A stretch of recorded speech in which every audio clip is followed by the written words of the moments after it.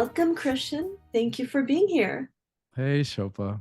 I'm so happy to be here with you. Thanks for having me. Yes. Well, before I hit record, I mentioned that we had a connection not too long ago via LinkedIn, and the timing may not have been right, but now I have you on my podcast, and I'm Mhm. so honored. Thank you. That means a lot, and I'm honored as well to be here. Wonderful. I believe that starting with the storyline is always very influential in people's the human mind loves stories, and we are connected with one another through our stories. So perhaps we could back out of the current moment, the big picture, arriving to where you are in the spiritual phase in your life, or maybe you've always been very spiritual. Maybe you could walk us through that journey. I think I've always had a sense of mission and a desire to help other humans to make a difference in real human lives. And depending on where I was in my different stages in my life, I translated that in different ways. So I was raised in a very Catholic family. I'm one of nine kids. And initially, I thought I wanted to be a priest. I thought I went to a Jesuit high school, and I thought I wanted to be a Jesuit. Almost became one. Then my dad was a psychiatrist, and I got a degree in psychology. I was on a track to get a PhD, so I translated it that way until I eventually, realized, discovered that religion didn't have enough room for me. Um, so I started searching elsewhere. I looked eastward, and these days, I'm fed by many different spiritual traditions. I don't belong to any particular one, but that desire to serve, to make a difference, it's still there. It's just gotten manifested and expressed in a different way.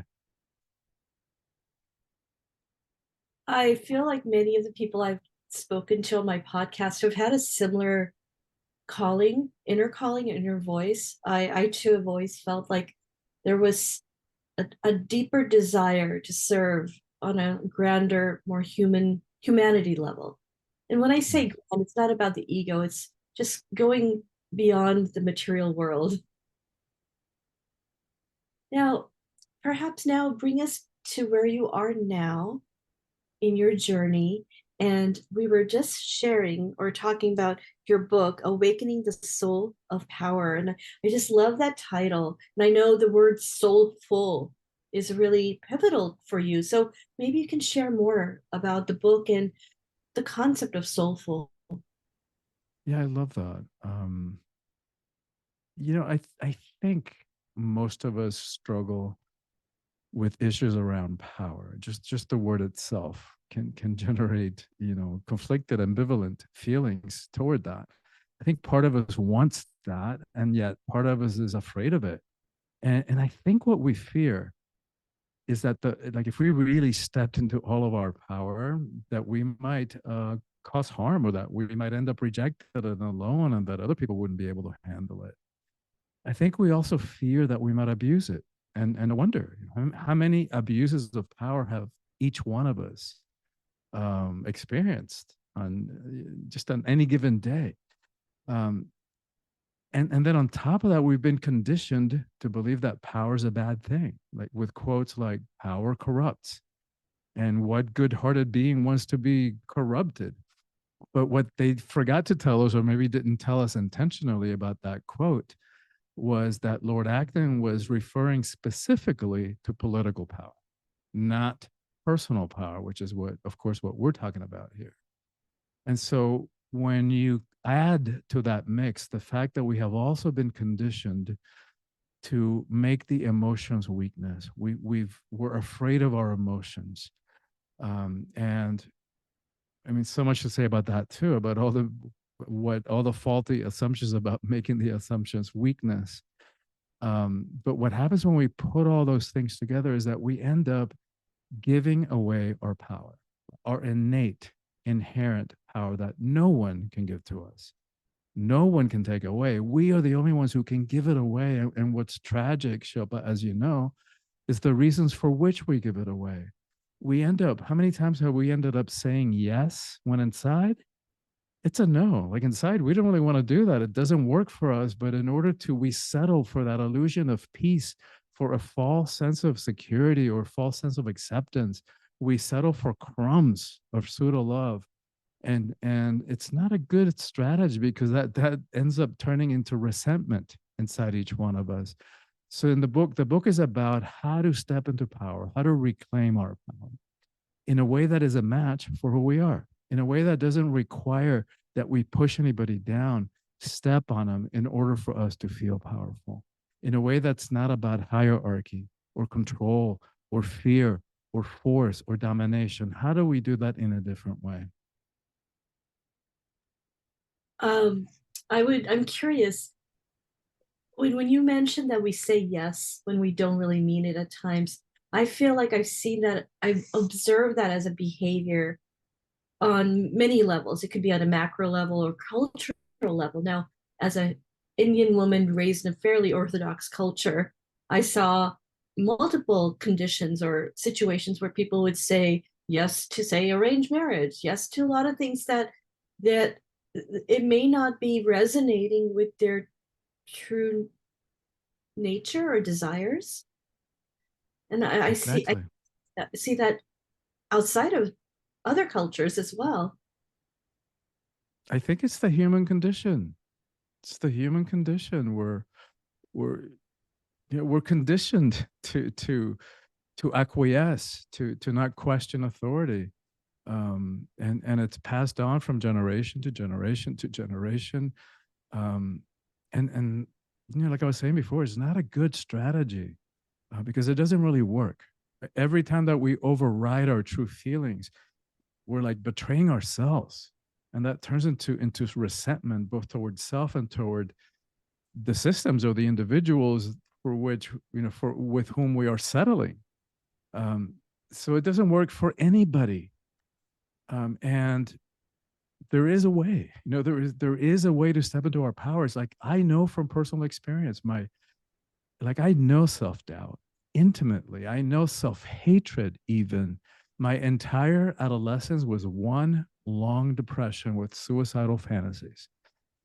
And yet, flash forward to today, like no matter what happens in my life, no matter the circumstances, whether a relationship works out or it doesn't, whether a project succeeds or it fails, in quotes, never, ever, ever, ever do I question my sense of self. So I know that stuff can be, no matter where it comes from, no matter how it was conditioned, no matter the reasons for which we're overriding and selling out on our power and overriding our preferences, our desires, our dreams, like all that stuff can get healed. And we can figure out a way to step into our authentic self and learn how to communicate that in a way that works. And that certainly can be challenging for so many, because on one hand, by going against the grain, which I've been known to do, there's a lot of torment that I used to do to myself and may have continued doing over the years. Like, why can't I just fall in line? Why can't I just be like everybody else? And I've even had people tell me, or one particular person I admired, that, well, if you just did and fill in the blank, um, things would be easier, right? And Yes. yet you and I are aware that what you mentioned, something to the effect of the soul, and understanding the alignment, that often that what I call the wobble, that dissonance we feel, is because we're not in alignment, but we're so busy as humans to kind of survive as a tribe. And if the tribe is going west, everybody wants to go in the direction of that without challenging the status quo. That's it. That's it. Without even questioning why we do the things we do. Yes. And and so yeah, it's not a good strategy. And you're right, it's not easy. The path that you and I have chosen, and I think that the path that anybody listening to this conversation has also chosen is not the easy one. It's the road less traveled, is the heroic path. And infinitely rewarding. Like nobody promised us that any of this was going to be easy. And if it was easy, then so what, right? It would lose the challenge. Anybody could do it. And so I think the path of conscious awakening, remember, of spiritual transformation, of fulfilling our unique human potential. Yes, it's hard, and yes, to me, there's no other way. Like there is nothing else that's going to fulfill us. Like I think anybody who's watching this and has stuck with it this far knows that there isn't anyone out there who's going to make us happy, and it's not their job to. Like how unfair to put that responsibility on other human being. You are going to make me happy. Yikes. If that's how we're approaching relationships, hang it up. Because there isn't anyone out there, and it's only our job to make us happy. And we also know like there isn't enough money, enough possessions, enough worldly power to fulfill us. Like how many more examples do we need of people who have, whether they're celebrities or political leaders who have all the power, all the money you could ever want, and they're miserable and they're thin skinned, and the slightest tweet sends them into a tailspin. And it's that part of us, if that's what we're basing our happiness on or our fulfillment, it's insatiable. There's not enough of anything to make us to make us feel fulfilled. To me, the only thing that fulfills us is giving expression to that unique human potential that resides inside each one of us. Because there isn't anyone else in this universe or any other universe for that matter who has the same genetics, the same set of experiences that make each one of us unique. And if we won't give expression to that, ain't nobody else going to do it. No. And so many things you just articulated resonate with me on such a deep level. One of them is you and I had talked about Yogananda, and one of the challenges, Yad Boons, is that you are stepping into when you live a very spiritual life. Is that the challenges are the same, probably, just as like anyone else. However, I think, at least for myself, I challenge myself. I put a lot of accountability on myself, and I remember recently expressing to someone that it's not easy. I feel like, what can I show for this very esoteric, subtle stuff that I do? Because it's not like the material world where you can say, oh, I live in this bigger house or fancier car. Yeah. Now, Yeah, yeah, yeah. How do you measure inner peace? How do you measure happiness? I yes, mean, we can definitely feel the difference, from being unhappy to being happy. But once you make that shift, it's harder to measure progress, or it's harder to measure degrees of. Um, and you're right. That's part of the reason that it makes it a more difficult path. We're talking about non tangibles.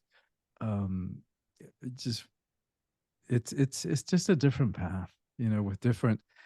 And I would have it no other way, as I'm sure you wouldn't either, because once we step out of the consensus way of looking at life, the consensus reality, that to me is so limiting and so limited, um, then it's almost like you're stepping into a different world with different physics, different reality, um, and yes, there's probably less people at this point in our collective evolution to hang around with at those levels, but it's not a matter of quantity. It's a matter of depth and quality, and the depth of connection that's available, both starting with connection to ourselves, which is the starting point for it all, and which is what everything else depends on. It's just an extraordinary journey, and an extraordinary way of living, incredibly fulfilling. absolutely.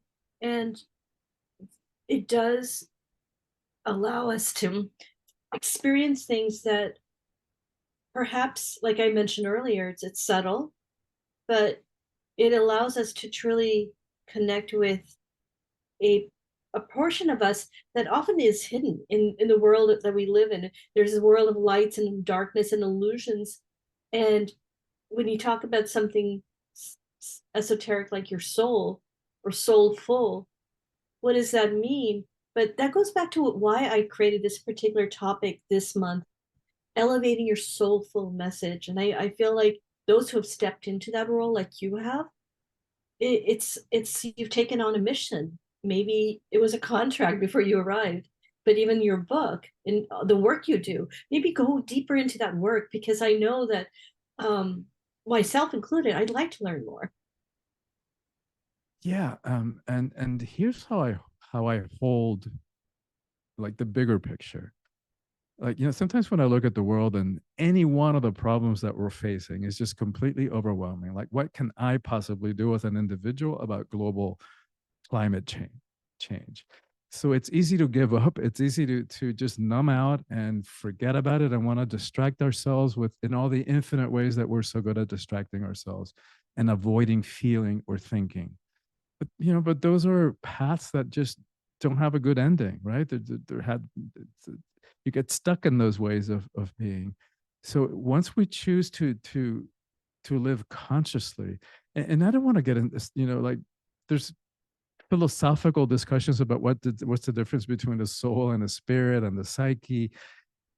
To me, it doesn't matter that much. To me, when I think about the world that we live in, and I think about how do we dig ourselves out of this hole that we have dug ourselves collectively into, the only way that I see is it's a spiritual revolution, something that's going to shift, like a leap in consciousness, a leap in the way that we see ourselves and we see each other, and that we see this world, this planet that we're living on. And paraphrasing Einstein, you can't solve a problem from the same level of consciousness in which it was created. So for me, that's what I mean by a soulful shift, a shift in the way that we see ourselves. And there's a whole other hour-long discussion that we could have just about what the ego is. We don't have time to get into that, but here's a simple metaphor. If you put a baseball or football in the center of a stadium, that's what the ego is. And the ego is that sense of self, that illusion of separate identity. This is Christian over here, that's Shilpa over there. Both a very helpful illusion and the source of all our suffering. But so the baseball is the ego, it's that sense of self. Who we are is actually the stadium. And we've allowed this tiny, tiny, tiny, infinitesimal part of us to think that it is all who we are, and to make choices, like important, significant, consequential choices about our lives, what we do with them, about our relationships, from its very small, limited, and always fear based perspective.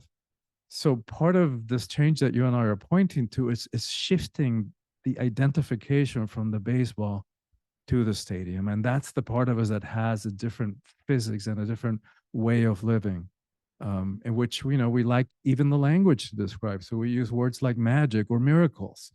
Um, but you know, I think it's just because we lack the languaging to describe this other reality when we come from that bigger part of us. Call it the soul, call it the higher self, call it the spiritual part of us, call it whatever you wish. It's the part of it that goes beyond this limited physical carbon-based mini spaceship that allows us to be here for a number of years.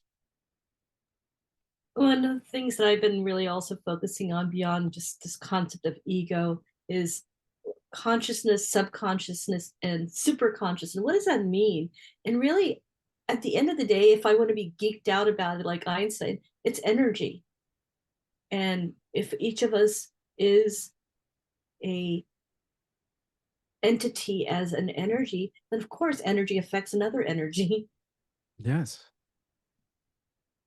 Now, Yes, and we know from physics, right, that everything is energy. What used to be spiritual teaching that everything is energy, now we know from quantum physics that guess what, everything is energy. So even what feels solid, like this body of ours, or the chair that I'm sitting on, even though it might feel solid, it's just energy, it's just vibration. Um, and so you're right. When we start realizing, and the transient nature of that, it shifts how we see ourselves, and it makes relating, it takes it to a whole other level, like connecting to another energy being. It's like, now we're talking.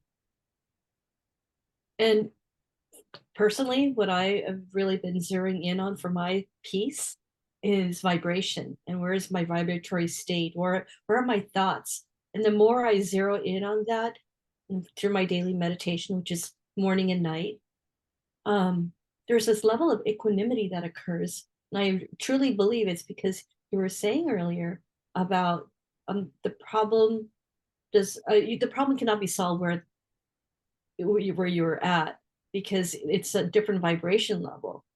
So when we start thinking of our thoughts and understanding where they're triggering a manifestation, then we can then step back and say, where, how do I want to consciously vibrate?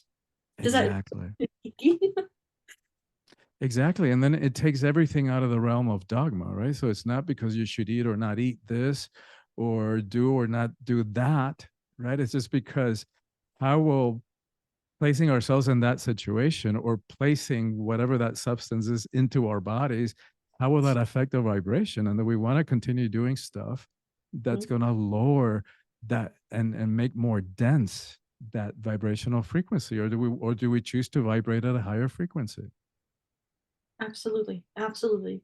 And then you mentioned something that actually is true to my heart. April is my birthday month, and I'm doing a whole podcast on designing our life consciously. And one of the things that resonates with me deeply is how we affect our environment and the topic of sustainability. And like even you were just mentioning what we put into our body. So maybe I'm just out of curiosity, can speak to that topic of um, what you believe is our role. What can we do consciously as humans when we feel a level of, no, I can just speak for myself, frustration when we feel like our environment, our earth is going to need more love. Yeah. Uh, I mean, and it's heartbreaking when we see what's happening to our planet and the way that we're treating our planet. It's really tough. Um, and the way that we treat each other, like it's really challenging. And I think the way that I think of it, like the big picture of what's happening, it's like we're actually witnessing the end of the patriarchal phase, which has had and this is not to put down men, is not to put down the masculine at all. It's just that we've been running very off balance, very off kilter between the masculine and the feminine energies. So we could say that over the last, several thousand years, we've had this very wham, wham, bam, thank you, ma'am relationship to the earth. We take and we take and we take without even regard to our own survival on this little pebble that allows us to be here. And so what I see is shifting is it's into a more, yes, conscious, more it's becoming more more present to who we actually are, so that the way that we treat ourselves, the way that we treat each other, the way that we treat our planet is really at the function of that vibrational frequency that you and I were talking about before. And it's like, even I can even take it out of the morality issue. um, but one of the things that I love and appreciate, and I love and appreciate many things about different religions, but one of the things that I love about the Hindu religions, the concept of namaste, which I know that I'm simplifying here, but if we approach each other with that concept of the sacred in me sees and honors and bows to that in you, including the planet, how can we treat each other that way? How can we rape, or how can we steal from each other or kill each other or invade each other's countries if we're coming from that perspective? And so, yeah, I think it all goes back to presence and consciousness and vibration. And one thing that you just mentioned, I think you can potentially relate to a couple of concepts around respect. One is when you say namaste, my soul's light bows to your soul's light. But I believe that as all sentient beings, because we have light and love in each of us, that goes for not only soul to human, but human to all entities, all sentient entities, including the earth. And that Yes. goes back to the language and words we use. So you're probably aware of non-violent language, conscious language.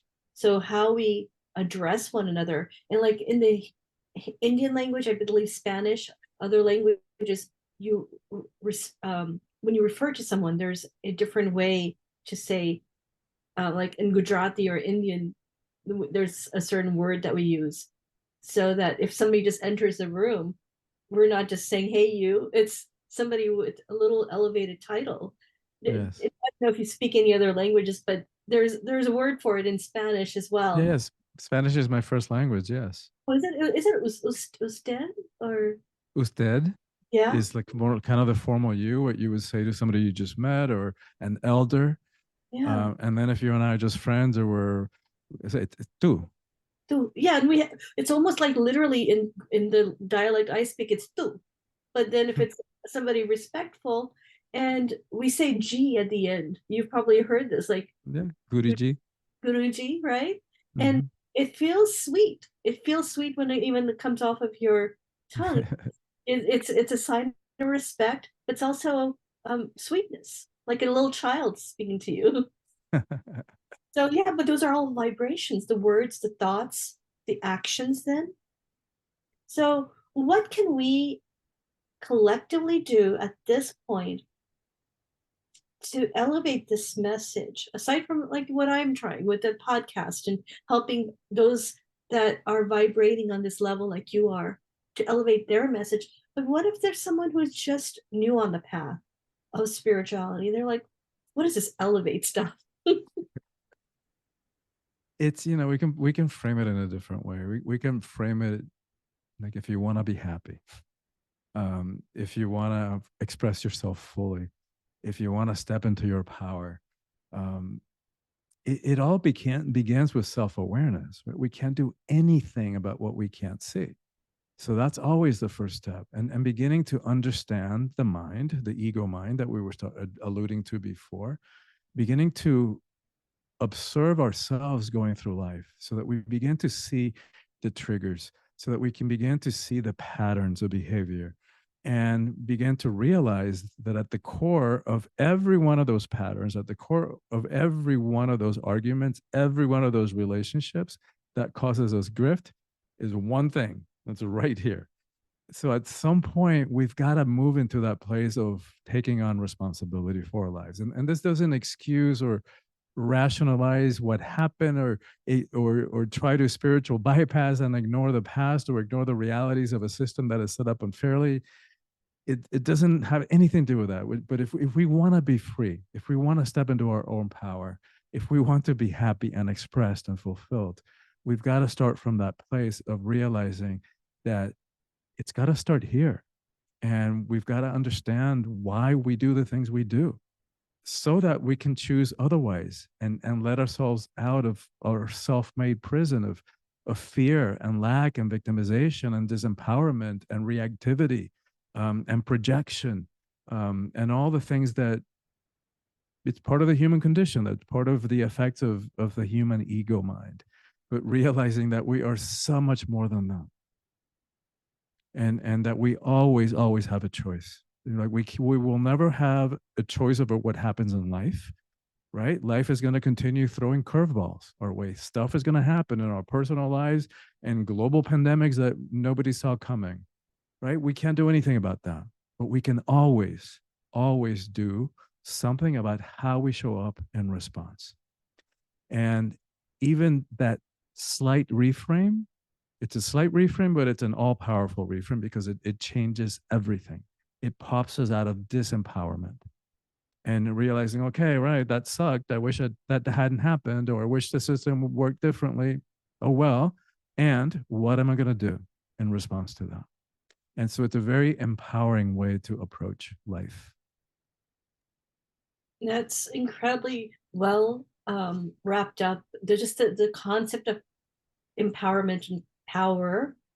It can be elusive and it can have a very different connotation depending on one's approach. But like you were saying, the duality of life will often continue. And how do you become more empowered by responding versus reacting? That's it. That's it. You just nailed it right there. The difference between those two words.